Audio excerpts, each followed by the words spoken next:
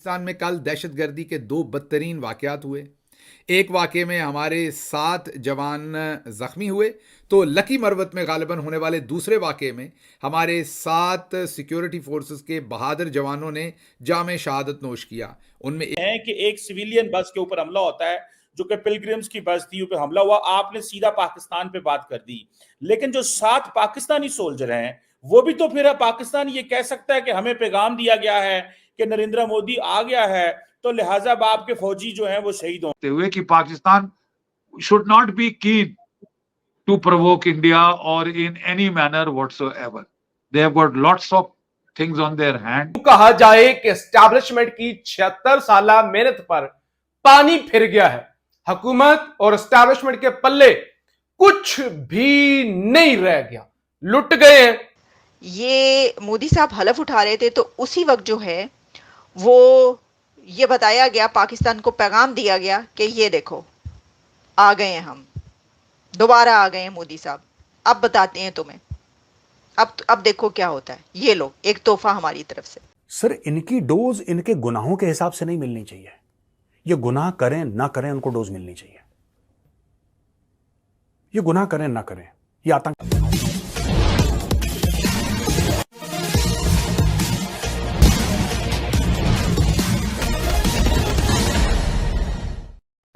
पाकिस्तान में दो अलग अलग घटनाओं में पाकिस्तानी सेना और सुरक्षा बल के कुल 14 जवान ऊपर पहुंच गए हैं। पाकिस्तानी मीडिया यह कह रहा है कि यह भारत का पलटवार है, क्योंकि भारत को यह आशंका है कि कल जम्मू में जो तीर्थयात्रियों के बस पर आतंकियों ने हमला किया था वे पाकिस्तान समर्थित थे और यह मोदी का 3-0 कार्यकाल है। पाकिस्तान को उसी की भाषा में जवाब देना जानता है। आगे की कहानी सुनते हैं कि एक सिविलियन बस के ऊपर हमला होता है, जो कि पिलग्रिम्स की बस थी, ऊपर हमला हुआ, आपने सीधा पाकिस्तान पे बात कर दी। लेकिन जो 7 पाकिस्तानी सोल्जर हैं, वो भी तो फिर पाकिस्तान ये कह सकता है कि हमें पैगाम दिया गया है कि नरेंद्र मोदी आ गया है, तो लिहाजा आपके फौजी जो है, हम तो इंगेज ही नहीं करना चाहते इन चीजों में। अब क्वेश्चन ये है, अब पाकिस्तान की प्रोपोजिशन ये है, मैं आपको बड़े अच्छे तरीके से बता सकता हूं। पाकिस्तान ये समझता है कि जो 8, 10, 15 हजार जो टीटीपी के लोग अफगानिस्तान बैठे हैं, उनको भारत की तरफ से फंडिंग आ रही है और अफगान तालिबान तो उनको फंड नहीं करेंगे। तो ये जो कई लोगों का कहना यह है कि ये जो डबल डॉक्ट्रिन थी वो थी ये कि ठीक है, लो कॉस्ट वॉरफेयर लड़ो आप पाकिस्तान के साथ, जैसे में पाकिस्तान लड़ता रहा इंडिया के साथ। माजी में पाकिस्तान ने इंडिया को कश्मीर में एंगेज करके रखा थ्रू मुजाहिदीन and all that. No, Indians को समझ आ गई कि आप पाकिस्तान को एंगेज करके रखो, मतलब 20, 40, 50 अरब रुपया लगा दो इन नॉन स्टेट एक्टर्स पे और पाकिस्तान की फौज और मुल्क जो है वो मसरूफ रहेंगे, फॉरेन डायरेक्ट इन्वेस्टमेंट नहीं है। जल साहब, ये तो फिर एक बहुत बड़े पैमाने पे मिसट्रस्ट है कि आज पाकिस्तान यही कह रहा है कि जी हमारा बलूचिस्तान डिस्टर्ब है, अब अफगानिस्तान में भी इंडिया फंडिंग कर रहा है। आपको नहीं लगता कि ये इतने बड़े मिसट्रस्ट को बगैर बैठे तो जल साहब हुए कि Pakistan should not be keen to provoke India or in any manner whatsoever. They have got lots of things on their hand. We would be happy if you concentrate there. But like I said, कि एक opening statement, अब ये मैं नहीं समझता कि ISI के Nord के बगैर हो सकता था। और आपके जो टेररिस्ट ग्रुप्स हैं इतने इंडिपेंडेंट नहीं है साहब, हथियार, असला, एमुनेशन, पैसा सब आईएसआई से आता है।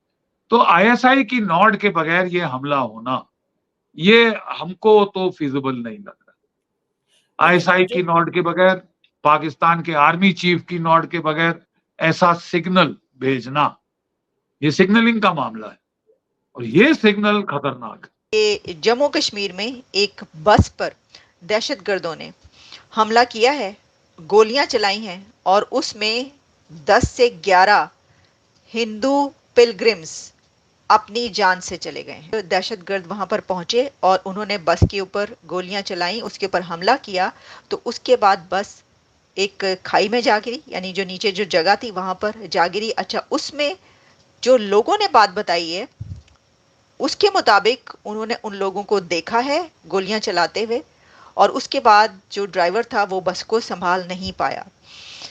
ये दहशतगर्दी का वाकया जम्मू कश्मीर में एक ऐसे वक्त में हुआ कि जब उसी वक्त भारत के वजीर आज़म नरेंद्र मोदी साहब तीसरी मर्तबा हलफ उठा रहे थे।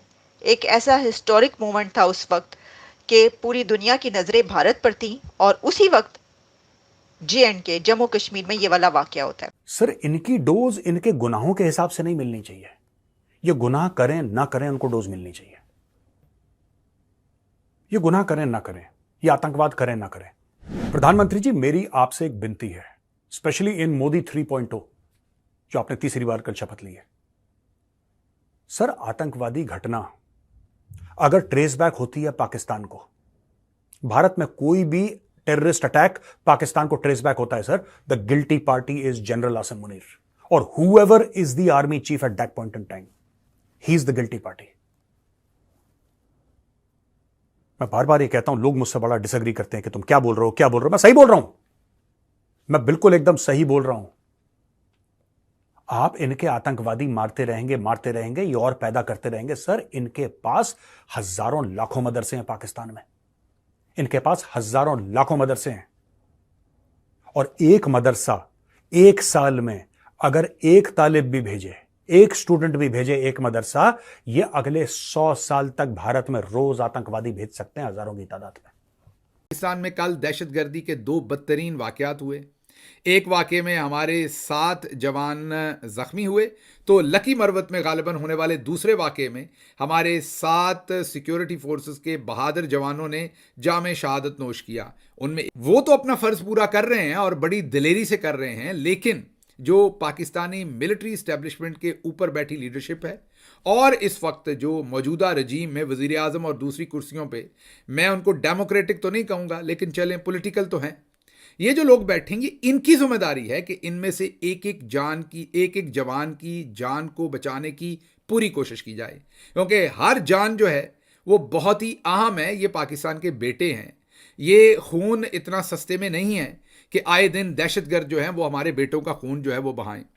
इसके लिए हमें ऐसी पॉलिसियां बनाने की ज़रूरत है जहां पर हम मुल्क के लिए ऐसी पॉलिसियां बनाएं जो दूररास नताइज लेकर आएं और ना कि हमारे बेटों की जाने जाएं, बल्कि बेटे या बेटियों दोनों बॉर्डर्स के ऊपर लड़ रहे हैं।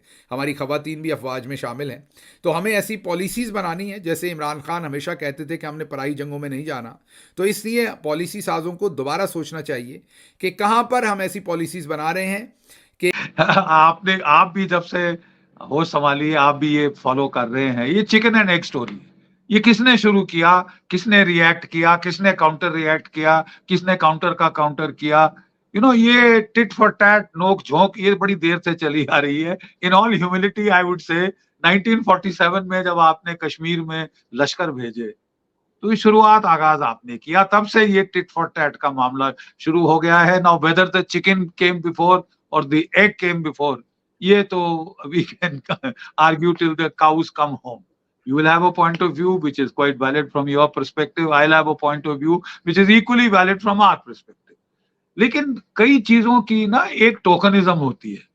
अगर ISI को करना भी था, अगर ये दूसरे तीसरे चौथे दिन करते हमारी जो swearing in of the new Modi 3.0, तो कोई और चीज बनती।